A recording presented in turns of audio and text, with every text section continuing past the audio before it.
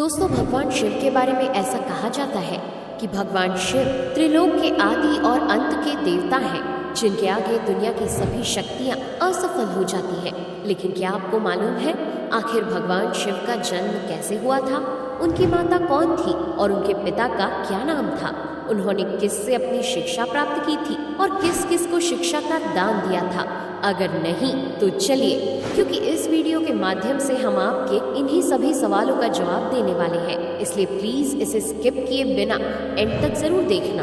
दोस्तों, आज सबसे पहले भगवान शिव के जन्म से जुड़ी पहली कहानी यानी शिव पुराण की एक लोकप्रिय कथा के बारे में बताने वाले हैं। शिव पुराण के अनुसार भगवान शिव को स्वयंभू माना जाता है, जिसका मतलब होता है कि भगवान शिव का जन्म स्वयं ही हुआ था। यानी कि इससे एक बात तो साफ हो जाती है कि ना ही भगवान शिव की कोई माता है और ना ही उनके कोई पिता है। इसी कारण से भगवान शिव पंच तत्वों से भी परे हैं, जिस कारण से इन्हें मृत्यु का भी कोई भय नहीं है और इनकी मृत्यु कभी नहीं हो सकती। पर अब बात करते हैं विष्णु पुराण में बताई गई भगवान शिव के जन्म से जुड़ी हुई एक और कहानी के बारे में।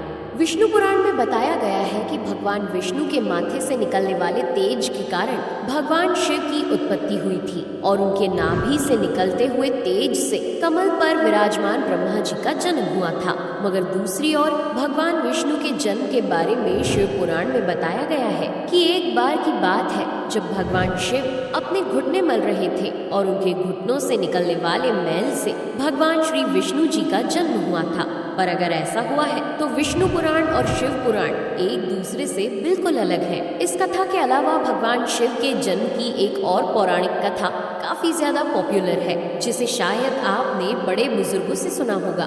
पर अगर नहीं सुना तो आपकी जानकारी के लिए बता दें कि एक बार की बात है जब भगवान विष्णु और परम ब्रह्मा जी के बीच इस बात पर बहस छिड़ गई थी कि आखिर इस संसार में सबसे महान कौन है। और जब भगवान विष्णु और भगवान ब्रह्मा इस बात को लेकर बहस कर रहे थे तो एक जलते हुए खंबे के रूप में महादेव उनके बीच आए थे। दोस्तों, वो दोनों इस रहस्य को नहीं समझ पाए और तभी अचानक से एक आवाज आई जिसने कहा कि जो भी इस खंबे का छोर ढूंढ लेगा वही सबसे महान कहलाएगा।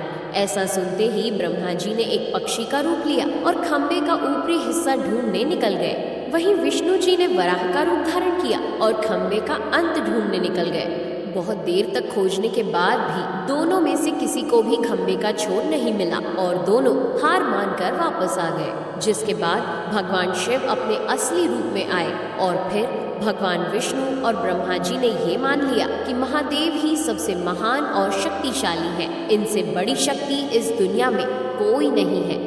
इसके साथ ही शिव पुराण में बताया गया खंबा इस बात को दर्शाता है कि ना ही भगवान शिव जन्मे थे और ना ही उनका कोई अंत है। और एक कारण तो यही है कि भगवान शिव को स्वयंभू कहा जाता है, यानी भगवान शिव का अंत है ही नहीं, वे अमर हैं। अब हम बात करते हैं भगवान शिव से जुड़े एक ऐसे विषय के बारे में जो सबसे ज्यादा प्रसिद्ध है कि क्या भगवान ब्रह्मा भगवान शिव के पिता हैं? जी हाँ, इनकी ये कहानी लोगों के बीच काफी प्रसिद्ध है। तो आपको बता दें कि आखिर किस प्रकार भगवान शिव ने ब्रह्मा पुत्र के रूप में जन्म लिया था। इसके पीछे विष्णु पुराण की एक पौराणिक कथा है, जिसके अनुसार जब धरती, आकाश, पाताल या कहे पूरा यूनिवर्स जलमग्न यानी पानी में डूबा हुआ था, तब भगवान विष्णु के अलावा कोई भी देव या प्राणी इस संसार में नहीं था। तब केवल विष्णु ही जल सतह पर अपने शेष नाग पर लेटे हुए नजर आ रहे थे। जिसके बाद उनकी नाभि से कमल की डंडी पर ब्रह्मा जी प्रकट हुए और जब भगवान ब्रह्मा और भगवान विष्णु इस यूनिवर्स से संबंधित बातें कर रहे थे तब भगवान शिव प्रकट हुए। जिसके बाद ब्रह्मा ने उन्हें पहचानने से इनकार कर दिया। इस कारण से भगवान शिव रूठ गए और उनके रूठ जाने के कारण भगवान विष्णु ने उन्हें दिव्य दृष्टि प्रदान कर ब्रह्मा जी को भगवान शिव की याद दिलाई। जिसके बाद भगवान ब्रह्मा को अपनी गलती का एहसास हुआ और शिव से क्षमा मांगते हुए उन्होंने उनसे अपने पुत्र रूप में पैदा होने का आशीर्वाद मांगा। जिस कारण से भगवान शिव ने भगवान ब्रह्मा की प्रार्थना को स्वीकार करते हुए उन्हें ये आशीर्वाद दे दिया। लेकिन इसके बाद जब भगवान ब्रह्मा ने इस सृष्टि की रचना शुरू की तो उन्हें एक बच्चे की जरूरत पड़ी और तब उन्हें भगवान शिव का आशीर्वाद ध्यान आया। जिसके लिए भगवान ब्रह्मा ने तपस्या की और बालक के रूप में भगवान शिव उनकी गोद में रोते हुए प्रकट हुए। आपको बता दें कि ये भगवान शिव का एकमात्र बाल रूप है। जब भगवान ब्रह्मा ने उनके रोने का कारण पूछा तो उन्होंने बताया कि उनका कोई नाम नहीं है। तब भगवान ब्रह्मा ने भगवान शिव का नाम रुद्र रख दिया, जिसका मतलब होता है रोने वाला। पर इसके बावजूद भी भगवान शिव चुप नहीं हुए, इसलिए ब्रह्मा ने उन्हें दूसरा नाम दिया। पर शिव को वो नाम भी पसंद नहीं आया और फिर भी वे चुप नहीं हुए। इस तरह शिव को चुप कराने के लिए भगवान ब्रह्मा ने भगवान शिव को 108 नाम दिए थे, जो रुद्र, शर्व, भाव, उग्र, भीम, पशुपति, ईशान और महादेव जैसे नाम थे। और शिव पुराण के अनुसार उनके ये नाम पृथ्वी पर लिखे गए थे। इसके बाद बात आती है श्रीमद् देवी महापुराण की। तो श्रीमद् देवी महापुराण में भगवान शिव की माता और पिता के बारे में बताया गया है। श्रीमद् देवी महापुराण के अनुसार देखा जाए तो एक बार जब भगवान नारद जी ने अपने पिता भगवान ब्रह्मा जी से पूछा कि सृष्टि का निर्माण किसने किया है, साथ ही भगवान विष्णु, भगवान शिव और आपके माता पिता कौन है, तब भगवान ब्रह्मा जी ने नारद जी को त्रिदेवों के जन्म के बारे में बताया। जो बताया वो वाकई चौंका देने वाली बात थी। दरअसल उन्होंने कहा कि देवी दुर्गा और शिव स्वरूप ब्रह्मा के योग से ब्रह्मा, विष्णु और महेश का जन्म हुआ था।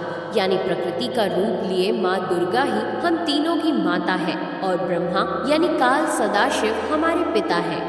इसके साथ ही श्रीमद् देवी महापुराण में भी भगवान विष्णु और भगवान ब्रह्मा के बीच हुए झगड़े की एक कहानी मिलती है, जिसके अनुसार एक बार श्री ब्रह्मा जी और विष्णु जी में झगड़ा हुआ और दोनों में बहस छिड़ी हुई थी। तब भगवान ब्रह्मा ने कहा कि सृष्टि को मैंने बनाया है और मैं ही प्रजापिता हूँ, जिसके जवाब में भगवान विष्णु जी ने कहा कि मैं आपका पिता हूँ, क्योंकि आप मेरी नाभि से निकले हुए कमल से पैदा हुए हैं। और धीरे धीरे कर ये बहस बढ़ती गई। दोस्तों, इसके बाद इन दोनों का झगड़ा सुनकर सदाशिव वहां पहुंचे और उन्होंने कहा कि पुत्रों, मैंने ही तुमको इस संसार को बनाने और इसे संभालने के केवल 2 काम दिए हैं। इसी प्रकार मैंने शंकर और रुद्र को संहार और तिरोगति के कार्य दिए हैं। इसके साथ ही उन्होंने कहा कि मेरे 5 मुख हैं।